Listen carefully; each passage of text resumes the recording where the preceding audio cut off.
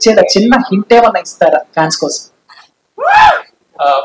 Brother, ఈ trailer లో మీరు సినిమాలో ఉన్న ప్రతి ఒక్కరూ ఉన్నారు. దాంట్లో మోహన్ లాల్ గారు ఉన్నారు, శరత్ కుమార్ గారు ఉన్నారు, మధుబాల గారు ఉన్నారు, కాజల్ అగర్వాల్ ఉంది, అక్షయ్ కుమార్ గారు ఉన్నారు. ప్రతి ఒక్కరూ ఈ టీజర్ లో ఉన్నారు. సో అందరు క్యారెక్టర్స్ నేను ఇప్పుడు చెప్పదలుచుకోలేదు, చెప్పను కూడా. దానికి it's over a period of time. మేము ఎవ్రీ అదర్ మండే, ఈ నెల అయిన తర్వాత వచ్చే నెల నుంచి we will announce every other Monday Kannappa మండేగా మేము భావిస్తున్నాం. ఎవ్రీ యాసెట్ మూవీలో మేము లాంచ్ చేస్తున్నాం. ఈ కన్నప్పలో 5 గూడాలు ఉన్నాయి. ఈ కామిక్ బుక్ లో మీకు ఇప్పుడు లాంచ్ చేసిన వాల్యూమ్ 2లో మీకు కథ అంతా ఉంటది. ఈ 5 గూడాలు ఎవరు, వాళ్ళ నాయకులు ఎవరు, వీళ్ళు ఎక్కడి నుంచి వచ్చారు, దీని చరిత్ర ఏంటి, మొత్తం ఉంది ఈ బుక్ లో. సో ఇవన్నీ వన్ బై వన్ అందరు క్యారెక్టర్స్, మోహన్ లాల్ గారిదిను, అక్షయ్ కుమార్ గారిదిను, ప్రభాస్. శివుడు మహాభక్తుడయ్యాడు. ఉన్న 63-64 నాయనార్లో ఇతను ఒక్కడే ఆటవికుడు. ఒక బ్రాహ్మణ్ కాకుండా శివభక్తుల్లో ఈ 64 మంది నాయనార్లో 9వ నాయనార్ మహాశివ భక్తుడు కన్నప్ప. ఓకే,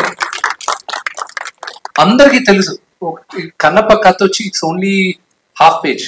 ఒక నాస్తికుడు దేవుడు భక్తుడయ్యాడు. దేవుడు వీడిని పరీక్షించాలని చూశాడు. కంటి నుంచి రక్తం వచ్చింది. భక్తితో వీడు ఆలోచించకుండా వీడు కన్నిచ్చేశాడు.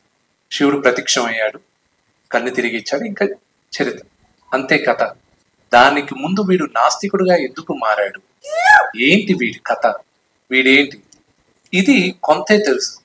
కానీ ఇప్పుడు మీరు చూడబోయే కన్నప్ప నా వర్షన్లో తిన్నడు అన్నవాడు వీడు అన్న భావంతో నేను రాసుకున్నాను.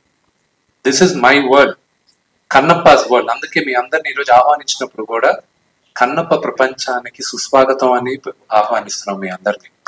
So this is the world of Kannappa. And మీరు అడిగిన క్వశ్చన్కి వార్ సీక్వెన్స్ ఇదంతా ఎందుకు జరుగుండకూడదు? మన చరిత్ర చాలా వరకు తిరగరాశారు. అది ఇప్పుడు దాన్ని వివరంగా చెప్తే అది కాంట్రవర్షియల్ అవుతుంది. మన గత చరిత్ర అంతా తిరగరాశారు, మనకి చెప్పలేదు. మనం ఇప్పుడు కన్నప్ప మన చరిత్ర ఇది అని చెప్పే ప్రయత్నంలో నా ఫస్ట్ స్టెప్. అండ్ బడ్జెట్ అవన్నీ ఏముంది, కథ చెప్పాల్సిన విధంలో చెప్పాం. అండ్ పరమేశ్వరుడు నడిపించాడు. మీ అందరికీ నచ్చుతుందని ఆశిస్తున్నాను. Same time the nativity of the content చూసుకున్నట్లయితే మీరు షూట్ చేసినటువంటి ప్రాంతాలు ఇవన్నీ కూడాను అబ్రాడ్ లో షూట్ చేశారు. కన్నప్ప అనేటువంటిది 100% Indian heritage and Indian devotional content. ఇది అది how that particular part will be match with the content అంటే చెప్తారు.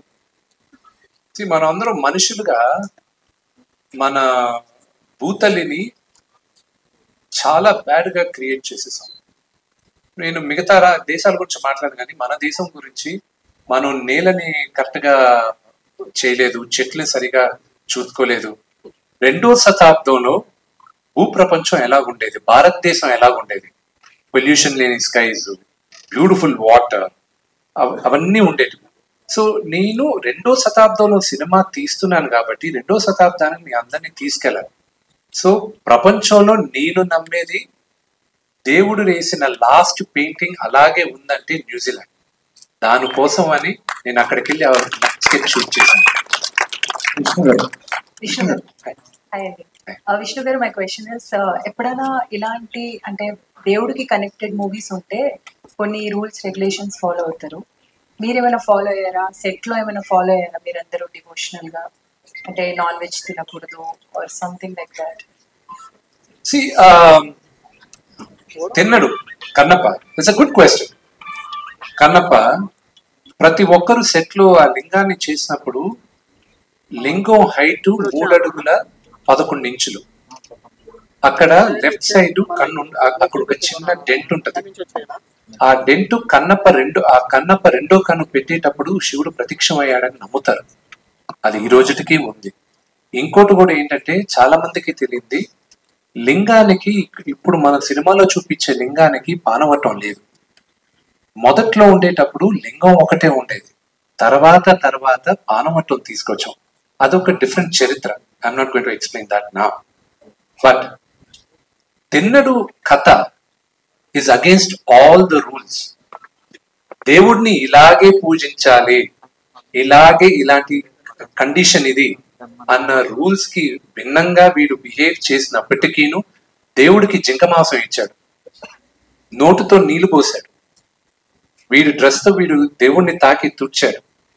ఇవన్నీ చేసినప్పటికీను వీడు మనసు చాలా మంచిది కాబట్టి దీంట్లో పెద్ద లెసన్ ఉంది ఈ మూవీలో. సో నాకు నాన్నగారు వీళ్ళందరూ చాలా నిష్టగా ఉన్నారు, కానీ నేను తిన్నాను. సో నా శివుడితో నేను ఎలా ఉండాలో నేను మనస్ఫూర్తిగా ఉన్నాను.